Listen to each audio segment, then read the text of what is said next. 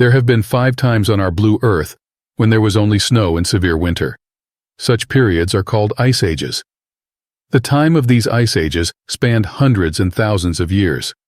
The last ice age on our Earth also lasted for several thousand years. Man of this last ice age lived in caves and went out in groups to hunt. During this last ice age, about 20 to 25,000 years ago, a group of hunters came out of Siberia in search of prey. While looking around in bushes and rock crevices, the group got lost at some point and followed a path that unknowingly took them to a new world. Little did this hunting team know that the snow on which they were slipping was actually a temporary short path between the 2 great continents. This path emerged simply because, due to the freezing of the oceans in the Ice Age, the water level in them had gone very low. Dunes, small islands, and channels between the islands emerged in the seas. This was also one such way. This hunter-gatherer band took with them the genes of the Old World, crossed this narrow passage, settled in the New World, and then stayed here. 11,000 years ago, this last ice age ended on our Earth. The level of the seas rose again, and that narrow dry path was again submerged in the deep waters. The same path that this hunting group had crossed into the New World. Thus the land route between the Old World and the New World was cut off. We call this place Bering Strait. There is also a place in the same strait where the distance between the New World and the Old World is only 85 kilometers, but it took the Old World man 10,500 years to cover this short distance of 85 kilometers. How were these thousands of years in the New World? Who discovered this world and how? What happened to the original inhabitants here? And how did a country here become the superpower of the world today? We're showing you the story of this lost land in the history of America.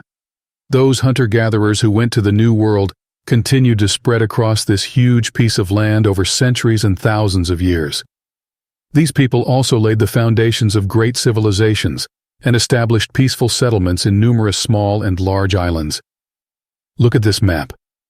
This is a very old map of the New World, the American continent. In the place where Mexico is today, there used to be a great empire, Aztec Empire. Spread over an area of more than 200,000 square kilometers, this empire consisted of about 500 states and 6 million people lived here.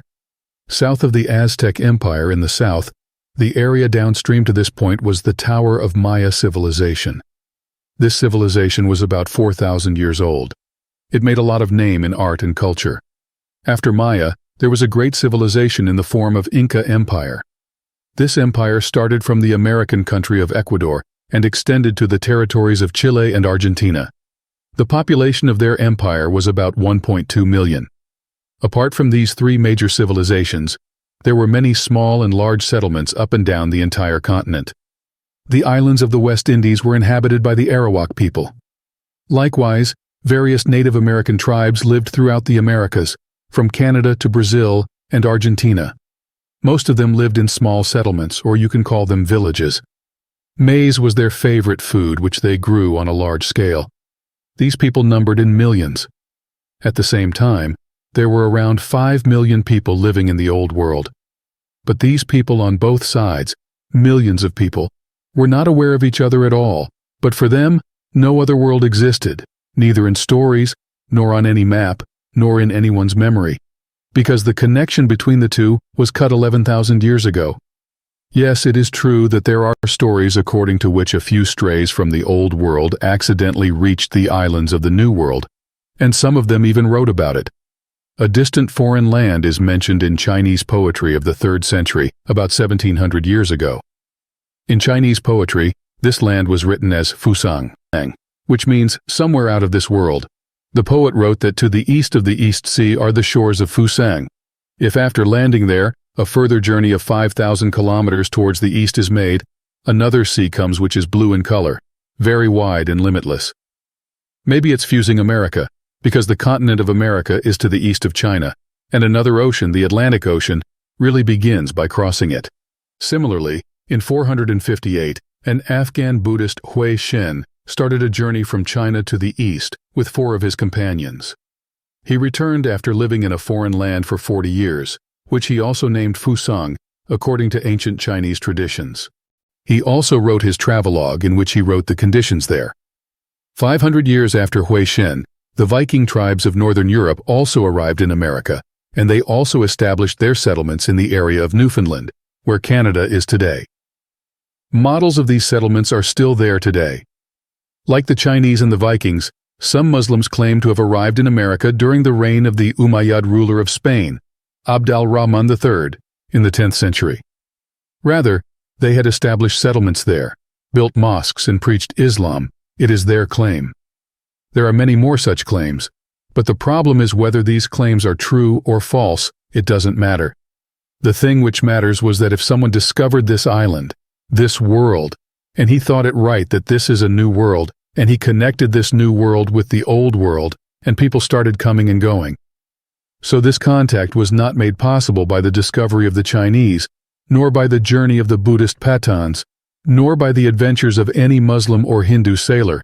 The connection between the two worlds was established, and it was considered correct. In both places, the alienation that existed in the Old World for thousands of years, and the alienation that existed in the New World, existed for thousands of years. The people of the Old World thought that the world ends on the shores of Europe and Africa, and the American tribes also believed that there is water beyond their coasts, and nothing else, like out of sight, out of mind. These distances could have lasted for thousands of years. But then it happened that the 15th century came. In this century, in international power dynamics, there was such a shift in the global game of power that it changed everything.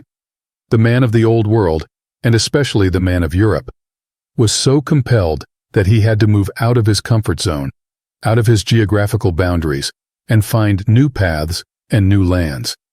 This shift was caused by the Muslim conquerors. What was this shift? You will know it in the next episode.